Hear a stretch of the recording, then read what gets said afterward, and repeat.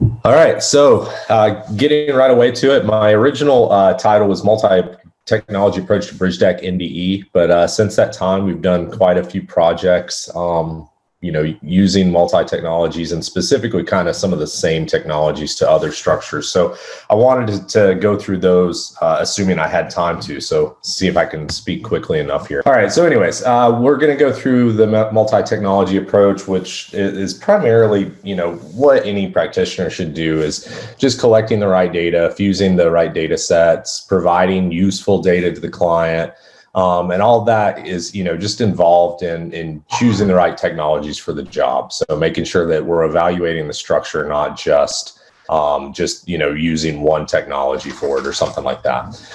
Go through real quick about concrete degradation itself, and then deck NDE and PT NDE if we have time, and then have a quick closing. So to evaluate a structure, essentially, we need to determine the best methodology to deploy it. We need to identify a multi-technology approach for that specific structure, deploy subject matter experts for specific methods to collect data, combine and fuse those methods to provide best determination of degraded areas and cause, and then present the data in a usable format. And apologies here for the pictures not being right. I actually had this animated, but it doesn't look like it's going to really work. All right, so degradation via corrosion. 99% of the time, this is kind of what we run into as practitioners of NDE, whether it's having rebar in concrete or just a bare piece of steel. We get into these environmental effects. We have salt, corrosion type effects, and this is what we worry about. Now, it's not always the case. Sometimes we're worried about unknown foundations, or we're worried about, some type of other degradation mechanism that might be freeze thaw or ASR. But, a lot of the time, this is what we go through. And because of that, we can kind of identify which type of methodologies we want to apply based on the concrete condition and where it is in its life cycle. So with rebar corrosion, as soon as we have the rebar and the electrolytic material of concrete, we can start sensing that and identifying if we have chlorides with either physical sampling, or some type of electrochemical test like half cell potential or electrical resistivity. Ground penetrating radar allows us during this phase to identify precursors to degradation. And also up into the delamination phase, where we're identifying maybe some cross-section loss of the steel. Impact echo and ultrasonics, deck acoustic response get us these identifies of essentially if we have hairline cracks or some type of delamination. And then we can use hammer sounding, chain drag, all the way up through infrared thermography and visual inspection to identify these shallow debonding and spalling areas. With bridge deck inspection, it's kind of a perfect example of a multi-technology deployment. So we want to be able to identify these different phases, like I discussed, of the bridge deck degradation. So we can move from the GPR through the deck acoustics and then all the way down through the UAS for infrared and high resolution information, so that we can essentially capture each one of these phases of that degradation cycle. So we've all seen these different technologies. I won't spend a lot of time on them. Infrared thermography and high resolution imaging, we can take those simultaneously, stitch the data together so that we can essentially look at a bridge deck, say, okay, here's our areas that we've identified as either shallow delaminations or debonds, present that to the client. They know what to do. Typically very good for epoxy overlays, thin bonded overlays, things like that for a deck. On the ground penetrating radar, there has been a lot of advancements over the last decade or so, specifically with continuous wave step frequency GPRs. In this case, we're looking at a 3D radar that scans from approximately 1 megahertz up to 3 gigahertz, so we can take slices of the data, and from that data be able to identify these problematic areas. For those of you not familiar with GPR, we're looking at the way that an electromagnetic wave penetrates and permeates through the deck, not just an acoustic wave. So instead of looking for acoustic reflections, we're looking for the way the dielectric material reflects. And it allows us to identify these precursors to degradation. We're not talking about actual delaminations. We're talking about areas of corrosion, moisture, potential cross-section loss. But we can very easily identify the bottom of an asphalt layer, where the rebar is and where we have these areas of precursor to degradation. Now, this is important on this multi-technology approach, because if we're going to evaluate a bridge deck and it has a HMA overlay, that's one of the first things we need to take into account, that, hey, this structure isn't going to respond well to merely acoustics. We need to look at that and see how we're going to apply our technologies. Again, we're obviously in the real world, so we're taking these data sets at very high speeds, but still we can identify where we have joints, where we have precursors to degradation, and we can take that data and integrate it into our full data set, which I'll talk about later. SounDAR, so now we're talking about deck acoustics, so we're into that second phase of the concrete degradation. We've developed a methodology that essentially tests an entire lane width at a time using a hammer sounding technique. I'll show a short video here. Hopefully the video comes through. Rock interrupt if it doesn't play there for you. So automatically drops. We've got a couple TMAs in tow. You can kind of hear the little hammers there, hammering along. So essentially we've just got a hammer sounding device, individual microphones that are essentially shielding the acoustic data from the outside world, trying to filter as much of that data before post-processing as we can. Obviously, there will be traffic noises, as you kind of heard in the video. But after filtering, what we essentially get on the top here, we've got a time domain plot, several peaks. We space them out enough so that they don't have any acoustic crosstalk between them. And through lots of research, we've identified a specific frequency and amplitude band that is correlates to degraded, debonded, and delaminated concrete. So with that, I can kind of show another little video that helps display this. And what we've got here is, again, the time domain on the top, the frequency domain and specific frequency bands and amplitude. So this is a frequency spectrogram, and all these little dots. Now, these green dots are representative of any one of the 12 microphones in the 12 microphone array that goes across a 12-foot lane. This black dot correlates specifically to this time and frequency domain plot. So as you see, the black dot will go along, and essentially our computer algorithm identifies where these areas of high frequency, high amplitude are, or mid frequency and low frequency, but in the high amplitude sectors, and automatically identifies those as potentially delaminated areas. What's interesting about this video is you'll see that this area, the patch they did here was a pretty good patch. They're in good shape, but they should have patched it bigger. Essentially, there's delaminated areas on both sides. And as we get over here, past this area of good concrete, this patch is not so good, and it looks like they should have patched more anyways. And it's a good example of using NDE to identify, what is outside of just the human ear. So I'll let you listen here. It's pretty interesting. So you can hear the good concrete coming up on a bad area, very audible to even the human ear. We go to the, nice concrete, should have patched here as well.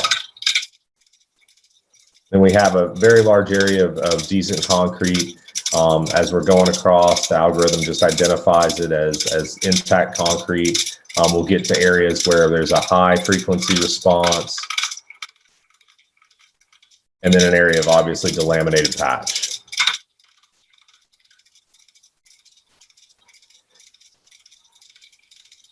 And so what's great about this technology is not only does it pick up things that the human ear won't pick up in those higher frequency bends, but it also identifies very specifically where those low frequency bends are that correlate directly to chain drag. So it's a very good service for the client.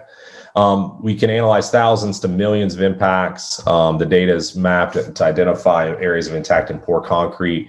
And then those results mirror those identified with traditional sounding, and they're geospatial. Because we pair it with high resolution video, again, and a way to fuse the data for presentation methods, essentially we're able to classify that into these MBE classifications, CS1 through 4. Now, one thing we don't want to forget about is the Rebar cover maps. This is very essential to service-based corrosion corrosion-based service life rather. So taking that information into account when we're doing GPR, not just doing concrete integrity, is very important. This was another slide essentially that was supposed to be animated, but I can run through it pretty quickly. Essentially on this top plot, now we're talking about how to fuse the data for specifically presentation. So in my little outline of what we should do first, second, third, fourth, the first step was evaluating the structure, identifying, what type of test we should do. Second was coming up with a test plan to implement those. Third was providing the right subject matter experts to do the test. And fourth was analyzing the data properly for presentation. So now we're going to take all those specific data sets that we did and present it to the client in a way that's usable, essentially. So this top plot is just the GPR and infrared. So you can see that we've got all these little plots of identified either delaminations or debonding, or in this case, maybe patching. We've got areas with GPR that are showing these precursors to degradation, maybe moisture or chlorides. Next step, we add the SounDAR. So now we've got deck acoustics. We're getting some pretty good correlation to what we saw above. But again, GPR is going to show us the areas that may have precursors that aren't really delaminated. SounDAR showing those areas that are correlating to chain drag. So we see that those correlate pretty well with infrared, which is what we would expect. We add the cover depth, which gives us a little bit of backstory to why these areas might be in such bad shape, right? One of the biggest causes of degradation on concrete decks is simply a thin cover. And then we take all that data and fuse it together to come up with a complete data set that the client can use to essentially say, okay, these are the areas that are really in bad shape. You need to repair them. Some of the areas are completely delaminated. Some of the areas are getting ready to be. And this specific area has a very low cover, right? So all of these data sets are provided individually, but then we fuse the data sets to give the client like kind of an entire view of what's really going on. Chlorides and corrosion based, so we don't want to just do NDE data. We want to get the full picture. For the physical cores, we can take compressive strength, petrographic testing to determine what the concrete really looks like, pH and carbonation testing, and then obviously we want to get our chloride profiles, as that's what's really affecting our degradation mechanism with regards to corrosion. So once we create kind of this chloride concentration as a function of depth, we can take all of that information and create a chloride diffusion model. And this really gets into helping us identify what our top mat reinforcing corrosion is going to look like as a function of time. So getting into the mathematics here, not to belabor this a lot, but we want to look at the concentration of chloride at a specific depth and time, at near surface that drives that diffusion rate, coefficient that describes diffusion rate. So this is pretty much a constant. And we throw all that information into a simple Monte Carlo simulation to identify where our deck's going to be as a function of time. Now we get into fusing the data, not just for presentation purposes, but for current and future condition assessment. So this is ultimately what most DOTs are looking for. They don't want a bunch of colorful maps unless they're actually doing repairs. Now, I said that, but sometimes the ultimate deliverable is I just want to know where I need to repair. But most of the time, now that we're getting into these big asset management programs, a big thing for clients to know is how can I spend my money, effectively in the future. So to create this condition index, we need to fuse all of our data sets. So, obviously if corrosion surface life identified by this SL percentage and ground penetrating radar, like I said, are based on chlorides, and that's a long-term play. Essentially, that's what's happening at the very beginning of the corrosion surface life, and the deck is still in pretty good condition. And I want to know how to repair a deck. I don't really need to worry about these first two terms. I'm going to weight my K3, K4, K5 factors, which are these weighting coefficients, heavily on the infrared, the deck acoustics, and the high resolution imaging. So what that's going to tell me is that areas I have patching, areas I have delaminations, areas I have debonding currently, that's where I need to repair. Okay, that's what I need to do in the next year, essentially. Now, if I want to look out into the future, maybe 10 years, I don't care about these areas. They've already been repaired as part of my first process here.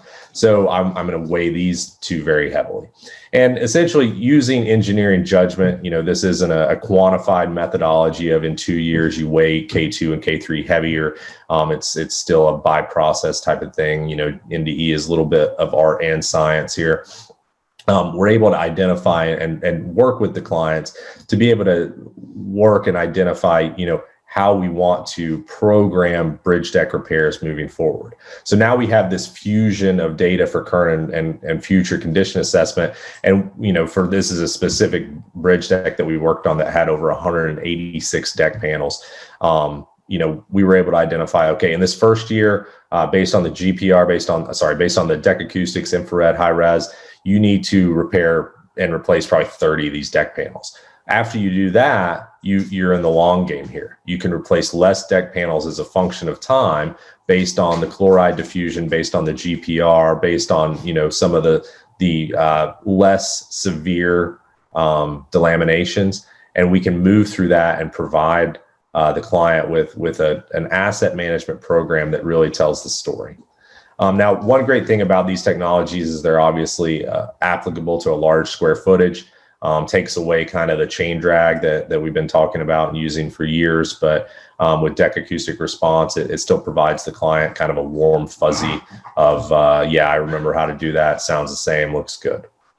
All right, so I'm at 10:21. I've got a bunch more slides, Rock. I think because I had some technical errors there at the beginning, I'll stop with the deck stuff and just go to my summary slide. So essentially, we talked about a multi-technology approach. What we want to do is identify, how we collect the right data for which structure. We want to collect those data sets with the proper subject matter expert. And that'll provide us the ability to go through the analysis, fuse the right data sets, and provide useful data to the client. So we talked about concrete degradation, and we talked about deck NDE. Didn't really get an opportunity to talk about PT duct NDE. But with that, I'll thank everybody. Thank you, Larry and Rock, for hosting this session. Thanks, Rock. Thanks, Shane. Appreciate it. We do have one question in the chat, and we encourage some more. We have a few minutes to do questions here. The question is, how do you determine the weighting coefficient? Is it using machine learning or just human judgment from previous knowledge? Yeah, so that's a great question. As I said, it's a little bit of an art and a science. We're still building data into this model. So we are using convolutional neural networks and artificial intelligence to determine those weights. Obviously, the training for those are kind of based on our engineering judgment. As we're starting to repair some of those areas and work with clients on the repairs, we're able to input that data back into the model to say, okay, those panels did need to be replaced, these didn't. And so we are using AI, but there's simply not really enough data sets to make it a big data problem yet, just to simply have enough training material to train the artificial intelligence. All right, second question up. What depth of deck is valid for these methods? We can test pretty much any depth of deck. The 3D radar, because it's a continuous wave step frequency radar, you can actually use those to test subsurface. We use those quite a bit to test spillways, for instance. We test the material underneath, and those decks are sometimes, or those slabs, I should say, are sometimes 4 feet. So no problem on the ground penetrating radar. On SounDAR, the little sphere that you see that hits is actually modular. We can change that sphere size depending on the deck. So again, we're evaluating the structure first before we go in and test. So if we have a very thin deck, we'll actually use a smaller sphere. If we have a larger deck, we'll use a bigger sphere. And that goes back to, impact echo research from the 80s, just sphere size and impact time, going back to your frequency domain. With infrared and high resolution video, it doesn't really matter how thick the deck is. You're going to get what's on the surface for high res, and you're only going to get a specific thickness for single use infrared thermography. Now, one thing that we have been utilizing is ultra time domain thermography, which is a camera that sits on top of the deck on a pole, for lack of better terms. It takes photographs over maybe a 48-hour period so that we're able to look at maybe 5 or 6 inches down through the deck. Third question, is SounDAR using multi-channel analysis of surface wave technology or some other kind of technology? So we can use traditional acoustic air coupled impact echo with the system. We can also use multi-channel SASW, but the technology that we use is actually different. That's why we've termed it DAR, Deck Acoustic Response. So like I said, the methodology of the test itself is just an impact, and then you've got multiple microphones taking that data. So we could essentially do that, filter out the leaky surface waves that you're going to get from an air coupled type system, and do MASW or impact echo. But we've done deck acoustics simply because it's quicker. It's what the client needs to identify areas of delamination, and it also takes less processing time, to be honest. Perfect. One last question here. The question is, how subjective is this analysis? And I'll add a little bit to that. In speaking with DOTs about the weights to use at which time, how do you convince them as a bureaucratic institution to adopt your recommended weights? How do you kind of bridge the gap between engineering judgment, subjectivity, and decision making for those kinds of entities? Right. So that was actually one of the reasons that I've been working on this automated sounding for years. And other researchers have done similar things, but because they are bureaucratic, it's there's some of the, we've been doing this forever. It will work just fine mentalities. Deck acoustics identifies areas that they can hear physically, so they're used to it with chain drag, but then it also incorporates the impact echo and the non-destructive side. So, not just seeing the small delamination, actually seeing the bigger one. So that was helpful in essence, because it was kind of a, hey, I'm not tricking you here. I'm not showing you some magic black box. You can hear this. This is exactly what you're used to. So that's good. On the infrared thermography, typically it's visual. They can go out, they can chain drag it, they can hear it. That's good. The big issue that we have is ground penetrating radar. And I think the main issue there is, back in the 80s, Rock, when you and I were still, in middle school, essentially, somebody bought a GPR from GSSI and told the entire state DOT population that they could identify delaminations with it. And that's simply not the case. It's good for precursors to degradation, identifying these areas of possible moisture or chloride ingression, and then obviously cross-section loss in some cases. So weighing all of those things, it comes with engineering judgment, but ultimately the client has to have confidence in what you're saying. So to long story longer, to get back to your question, to your answer, it all comes down to validation testing. So almost always on these tests, and we're doing this now. I mean, we've got a big project coming up in a state for, close to 1 million square feet of deck this summer. And as part of it, when we're in the shoulders doing the cores for chlorides, they want us to do manual chain drag to validate these other test results. So it really does come back to validation for them. The gold standard is still, unfortunately, chain drag, but coring in areas where you've identified high potentials for chlorides with GPR, or in some cases half cell potential or another electrochemical method. Coring in those areas to show, yes, this was a bad area, coring in an area that's good to show, yes, this was a good area. And then unfortunately still chain dragging to correlate any type of acoustic method, whether it's deck acoustics or impact echo, along with the infrared itself. The states always want to know, yes, this is still correlating back to the gold standard of chain drag and coring.